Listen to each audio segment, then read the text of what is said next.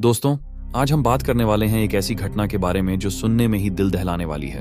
एक माँ और उसका बेटा मछली पकड़ने समुद्र में गए थे, लेकिन वापसी पर केवल बेटा ही लौट पाया। माँ अचानक कैसे गायब हुई और बेटे ने 7 दिनों तक समुद्र में कैसे संघर्ष किया, यह जानना ही आपके रोंगटे खड़े कर देगा। कहानी में ऐसे ट्विस्ट्स और रहस्य हैं कि कभी यह पल रुला देता है तो कभी गुस्से और सवालों में डाल देता है। उसने कहा कि माँ समुद्र में डूब गई, लेकिन कुछ सबूत कहते हैं कि उसने ही अपने माँ को मारा था। और कुछ सबूत ऐसे भी मिलते हैं जो बताते हैं कि शायद कहानी इससे भी कहीं ज्यादा जटिल थी और सालों बाद वही बेटा अपनी जिंदगी को हमेशा के लिए अलविदा कह देता है। आज हम इस रहस्य की परतों को खोलेंगे, हर पल हर घटना को विस्तार से समझेंगे और जानने की कोशिश करेंगे कि सच क्या था। तो दोस्तों, वीडियो शुरू करने से पहले चैनल को सब्सक्राइब करना ना भूलें, क्योंकि यही हमारे लिए सबसे बड़ी मदद है। अब चलिए वीडियो को करते हैं स्टार्ट। ये घटना शुरू होती है 17 सितंबर 2016 को और यह कहानी है अमेरिका के न्यू इंग्लैंड क्षेत्र की, जहां अटलांटिक महासागर अपनी गहराई, विशालता और रहस्यमय लहरों के लिए प्रसिद्ध है। इस दिन समुद्र की ओर निकलने वाले 2 लोग थे, नेथन कार्मन, उम्र केवल 22 वर्ष, और उसकी मां लिंडा कार्मन, उम्र 54 वर्ष। माँ बेटा अक्सर छुट्टियों में समुद्र के किनारे समय बिताने के लिए फिशिंग ट्रिप पर जाते थे और इस बार भी उनका मकसद था एक साधारण सा, केवल 1 दिन का मछली पकड़ने का सफर, जहां वे साथ समय बिता सकें, ताजगी महसूस कर सकें और प्रकृति का आनंद ले सकें। वे जिस नाव पर सवार हुए थे उस नाव का नाम था चिकन पॉक्स। यह 31 फुट लंबी एल्यूमिनियम की फिशिंग बोट थी जिसे नेथन ने पूरी तरह तैयार किया था। उन्होंने यात्रा के लिए पानी की बोतलें, डिब्बाबंद भोजन, कुछ snacks, fishing gear, life jackets, एक छोटा राफ्ट, फ्लैशलाइट और आपातकालीन सुरक्षा किट अपने साथ रखे थे। उनका इरादा था कि यह 1 दिन का सुरक्षित सफर होगा और शाम तक वे वापस लौट आएंगे। Boat port Judith, Rhode Island से निकलकर ब्लॉक कैनियन की ओर जा रही थी, जो समुद्र में कई मील दूर स्थित है और अपनी गहराई, खतरनाक लहरों और रहस्यमय समुद्री जीवन के लिए मशहूर है। शुरुआत में सब कुछ शांत और सुरम्य था। सूरज की हल्की रोशनी पानी पर चमक रही थी, हवा हल्की थी और समुद्र की लहरें धीमी गति से हिल रही थीं। नेथन इंजन की जांच कर रहा था और लिंडा खाने और उपकरण व्यवस्थित कर रही थीं। दोनों बातचीत और हंसी मजाक में समय बिता रहे थे। जैसे ही वे तट से दूर बढ़े, समुद्र का विशालता साफ महसूस होने लगी। हर गुजरते मील के साथ पानी गहरा और विशाल होता गया। अचानक मौसम बदलने लगा, आकाश का रंग गहरा होने लगा, हल्की हवा तेज हो गई और लहरें ऊंची होने लगीं। नेथन को इंजन से अजीब सी आवाज सुनाई दी। वह धातु घिसने जैसी आवाज थी, जिसे पहले उसने हल्की समस्या समझा। कुछ ही मिनटों में हल्का सा पानी नाव के अंदर आने लगा।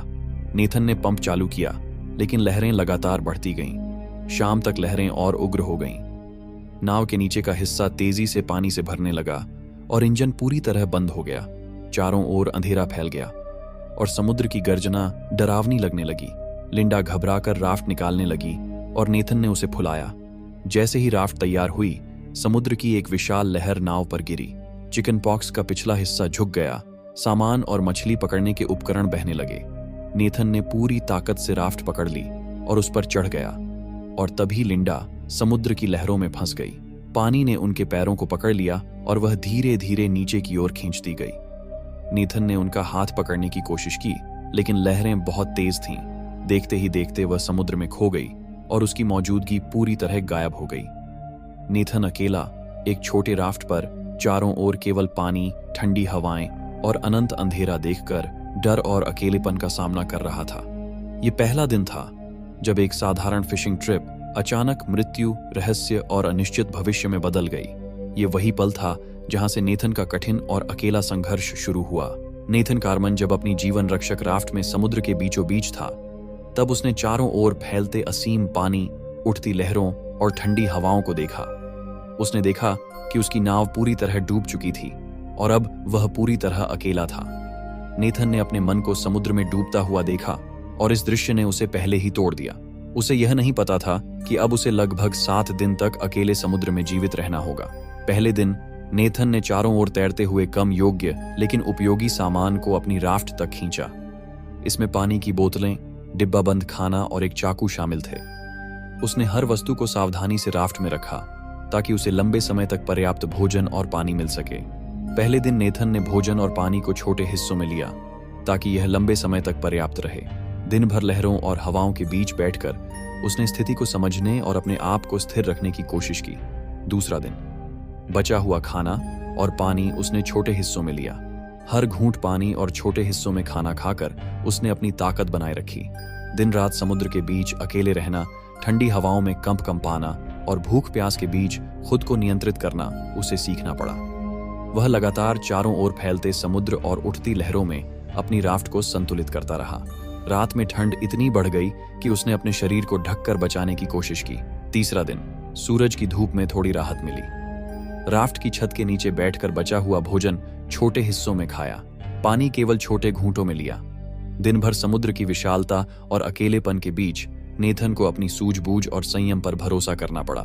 रात में ठंडी हवाओं ने शरीर को जमसा दिया और अकेलेपन के कारण वह रोता रहा। चौथा दिन, अब भोजन और पानी कम होने लगे थे। नेथन ने छोटे छोटे हिस्सों में भोजन और पानी लिया।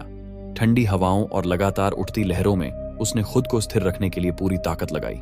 पांचवां दिन, लगभग सभी भोजन खत्म हो चुका था, केवल कुछ बोतलें पानी बची थीं। नेथन ने पानी को केवल छोटे घूंटों में पीते हुए अपने शरीर की ऊर्जा बचाने की कोशिश की। वह लगातार चारों ओर फैलते समुद्र में अपनी राफ्ट को नियंत्रित करता रहा और हर लहर का सामना करता रहा। छठा दिन, नेथन अब बेहद कमजोर हो गया था। ठंडी हवाओं और भूख प्यास के बीच उसने अपने आप को स्थिर रखने के लिए संयम और सूझबूझ का उपयोग किया। समुद्र की असीमता और लगातार उठती लहरों के बीच वह मानसिक और शारीरिक रूप से टूट चुका था। सातवां दिन, 23 सितंबर 2016 की सुबह, सूरज धीरे धीरे आकाश में चढ़ रहा था। नेथन अपनी राफ्ट में बैठा था। चारों ओर असीम पानी और ठंडी हवाएं थीं। तब उसने दूर एक जहाज देखा जिसका नाम था ओरिएंट लकी। पहले उसने इसे केवल लहर समझा, लेकिन ध्यान से देखने पर उसने समझा कि यह असली जहाज है। नेथन ने पूरी ताकत जुटाई और राफ्ट पर खड़ा होकर जहाज के हिस्सों को हिलाया ताकि जहाज के लोग उसे देख सकें। उसने हाथ हिलाकर मदद का संकेत दिया। जहाज के लोग उसकी स्थिति देखकर धीरे धीरे पास आए। नेथन ने तुरंत अपनी राफ्ट से छलांग लगाई और उसी समय राफ्ट पूरी तरह टूट गई। अंत में 23 सितंबर 2016 को ओरिएंट लकी के लोग उसे समुद्र से निकालने में सफल हुए। नेथन को बचा लिया गया, लेकिन कहानी यहीं समाप्त नहीं हुई। असली रहस्य और ट्विस्ट अब शुरू होने वाला था। जब नेथन को ओरिएंट लकी के क्रू ने गहरे समंदर से ऊपर खींचकर जहाज पर चढ़ाया तो उसके पूरे शरीर पर एक भारी सा कंबल डाल दिया गया। ठंडी हवा उसके गीले कपड़ों से टकरा रही थी और उसके चेहरे पर अकेलेपन का डर, कमजोरी और खामोशी की घबराहट साफ दिखाई दे रही थी। उसके होंठ कांप रहे थे, आंखें थकान से भरी हुई थीं, जैसे वह 7 दिन से दुनिया से लड़ रहा हो। लेकिन असली कहानी तो अब शुरू होने वाली थी। कुछ दिनों बाद उसे सीधा पुलिस पूछताछ के लिए ले जाया गया। वहां अधिकारियों ने उससे पूछा कि आखिर हुआ क्या था, वह कहां गया था, किसके साथ था और उसकी मां अचानक कहां गायब हो गई। नेथन ने पहले तो वही कहानी दोहराई जो वह लगातार कह रहा था कि वह अपनी मां के साथ मछली पकड़ने निकला था और रात को अचानक नाव डूबने लगी। लेकिन पूछताछ जितनी गहरी होती गई, उसके जवाब उतने ही उलझे हुए और बदलते हुए लगने लगे। सबसे अजीब बात तो यह थी कि जब बचाव दल ने उसे पहली बार दूर से देखा तो वह एक छोटे से लाइफ क्राफ्ट के साथ था। वह लाइफ क्राफ्ट साफ दिख रहा था, पर जैसे ही उसे जहाज पर चढ़ाया गया, वही लाइफ क्राफ्ट कुछ ही पलों में समुद्र में गायब हो गया। मतलब 7 दिनों तक वही लाइफ क्राफ्ट उसके साथ था, तो वह अचानक जहाज के पास पहुंचते ही कैसे गायब हो गया। यहां पुलिस की शंका और भी गहरी हो गई। पुलिस ने यह भी अनुमान लगाया कि उसने अपने सबूत मिटाने के लिए अपने पास मौजूद चाकू का इस्तेमाल किया होगा, और जैसे ही बचाव दल ने उसे पाया, संभव है कि उसने उसी चाकू से लाइफ क्राफ्ट को काटकर उसमें छेद कर दिया हो ताकि वह समुद्र के अंदर डूब जाए और सारे सबूत हमेशा के लिए खत्म हो जाए। क्योंकि 7 दिन तक तैरते रहने के बाद लाइफ क्राफ्ट कुछ ही घंटों में कैसे डूब गया, इस बात ने भी साफ दिखा दिया कि दाल में कुछ काला था। दूसरी बात, जब डॉक्टरों ने उसे जांचा तो उसके शरीर में 7 दिनों तक भूखे प्यासे समुद्र में तैरने के कोई भी निशान नहीं थे। वह उतना कमजोर नहीं था जितना होना चाहिए था। उसकी मांसपेशियों में कमजोरी नहीं थी, चेहरे पर एक्सट्रीम फटीग नहीं थी, जैसे किसी ने उसे केवल 2 दिन थोड़ा कम खाना खिलाया हो। जब पुलिस ने पूछा कि उसने क्या खाया, तो नेथन ने कहा उसने थोड़ा सा पानी और कुछ डिब्बाबंद खाना जो बोट में पड़ा था खाकर 7 दिन बिताए। लेकिन मेडिकल चेकअप कह रहा था कि उसका शरीर 7 दिन सरवाइव करने वाले इंसान जैसा नहीं दिख रहा, बल्कि बस 1 से 2 दिन कम खाना खाने वाले इंसान जैसा लग रहा था। अगली बात पुलिस को और चौंका गई। नेथन की मां बचपन से ही बेहतरीन तैराक थी। उसे समंदर का अच्छा अनुभव था। तो फिर जो कहानी नेथन बता रहा था कि मेरी माँ बोट पलटने के बाद पानी में उलटकर डूब गई, वह पुलिस को झूठ जैसा लगा, क्योंकि नेथन की माँ इतनी आसानी से डूब नहीं सकती थी। इन्वेस्टिगेटर्स को एक और बात ने हैरान किया। जहाज जिस लोकेशन में मिला था वह लोकेशन सही नहीं थी। अनुमान लगा कि नेथन का लाइफ क्राफ्ट किसी गलत दिशा में गया और शायद मदद की कहानी पहले से बनाई हुई थी। बाद में कई रिसर्चर्स ने कहा कि शायद नेथन ने 6 दिन कहीं और बिताए और जब कोस्ट गार्ड खोज रहा था तो वह 7वें दिन लाइफ क्राफ्ट पर चढ़कर एक रेडीमेड कहानी के साथ सामने आया। पूछताछ में भी वह कभी बात इधर ले जाता, कभी उधर। उसके बयान मैच नहीं कर रहे थे। कभी कहता वह तैरता रहा, कभी कहता वह बोट के साथ था, कभी कहता माँ अचानक गायब हो गई। इन कॉन्ट्रडिक्टरी बयानों ने पुलिस को एक ही दिशा में ले जाकर खड़ा कर दिया कि शायद नेथन ने ही अपनी माँ को मारकर समुद्र में फेंक दिया और 7 दिन की कहानी योजना के हिसाब से बनाई गई थी। अंत में नेथन अपने ही बयानों को साबित नहीं कर पाया। कई सबूत उसके खिलाफ मिले और अदालत ने उसे उम्र कैद की सजा सुना दी। वह जेल में अपनी बाकी जिंदगी बिताने लगा। लेकिन कहानी यहीं खत्म नहीं हुई। कहानी में एक और ट्विस्ट आया। 15 जून 2023 को जेल में रहते हुए नेथन ने अपने जूतों की फीतों से अपने आप को मारकर दुनिया को अलविदा कह दिया। उसी पल कुछ मिनट पहले की सारी घटनाएं, उसकी सारी प्लानिंग और उसके मां का रहस्य सब एक पन्ने में रहकर बंद हो गया।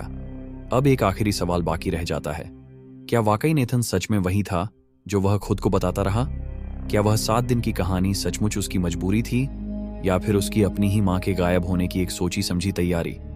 और सबसे बड़ा रहस्य, क्या उसने जेल में खुद को इसलिए खत्म किया क्योंकि उसे अपनी गलती का एहसास हो गया था, या फिर वह उस सजा को सह ही नहीं पाया जो शायद उसके मुताबिक गलत थी? जो भी सच हो, उसकी मौत के बाद ये कहानी यहीं जमकर रुक गई। न इसका कोई अगला हिस्सा है न पिछला, बस एक रहस्य जो हमेशा के लिए समंदर की लहरों और अदालत की फाइलों के बीच दबकर रह गया। धन्यवाद दोस्तों, आपने इस वीडियो को अंत तक देखा, इसके लिए दिल से शुक्रिया। अगर आपको हमारी मेहनत पसंद आई हो तो इस वीडियो को अपने दोस्तों के साथ जरूर शेयर करें और हाँ, चैनल को सब्सक्राइब करना बिल्कुल मत भूलिएगा। तो चलिए, हम फिर मिलेंगे ऐसी ही एक और रोचक और रहस्यमयी वीडियो में। तब तक के लिए बाय और धन्यवाद।